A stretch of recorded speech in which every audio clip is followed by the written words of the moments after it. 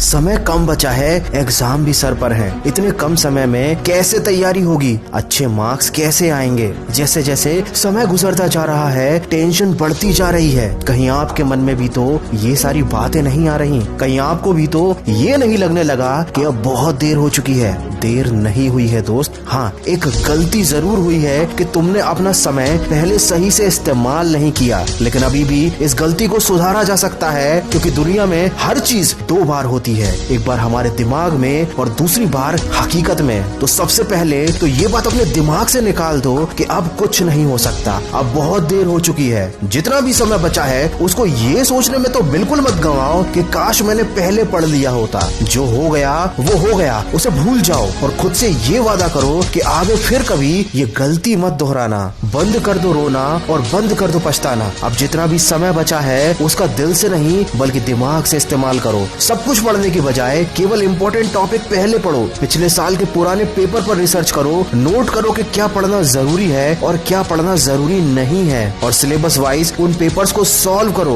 दूसरों को देखकर अपने टारगेट सेट मत करो, ना ही इस बात पर ध्यान दो कि किसने कितना पढ़ लिया। आपको बस एक बात क्लियर होनी चाहिए कि आपको कितना पढ़ना था और आपने कितना पढ़ लिया। अगर पढ़ते समय नींद आए तो 5 मिनट के लिए घर की छत पर टहलने चले जाना और अपनी किताब जरूर साथ में ले जाना। मैं 100% गारंटी देता हूँ कि नींद भाग जाएगी। आप जिस भी टॉपिक पर कंफ्यूज हो रहे हैं उसको टिक करके अलग रख लीजिए। जब आपकी पढ़ाई खत्म हो जाए तो इस टॉपिक को इंटरनेट पर या अपने किसी बड़े भाई बहन या दोस्त से पूछ लीजिए, लेकिन उस टॉपिक के बारे में सोच कर अपना टाइम बिल्कुल भी खराब ना करें। एग्जाम हॉल में जाने से पहले अपने किसी भी दोस्त से किसी भी टॉपिक को लेकर डिस्कस ना करें, ना ही खुद को जज करें, क्योंकि यहाँ आपका कॉन्फिडेंस लेवल गिर सकता है या आप कंफ्यूज भी हो सकते हैं। जैसे मोबाइल पर गेम खेलते समय जब तक गेम कंप्लीट नहीं हो जाता सारा ध्यान, सारी इच्छा शक्ति और सारा फोकस उसी गेम पर रहता है, वैसे ही ध्यान और वैसे ही फोकस अब पढ़ाई में लगाना है। चाहे नींद आए या तूफान आ जाए, नजरें किताब से हटनी नहीं चाहिए। लाखों में एक बंदा IAS बनता है, हजारों में एक बंदा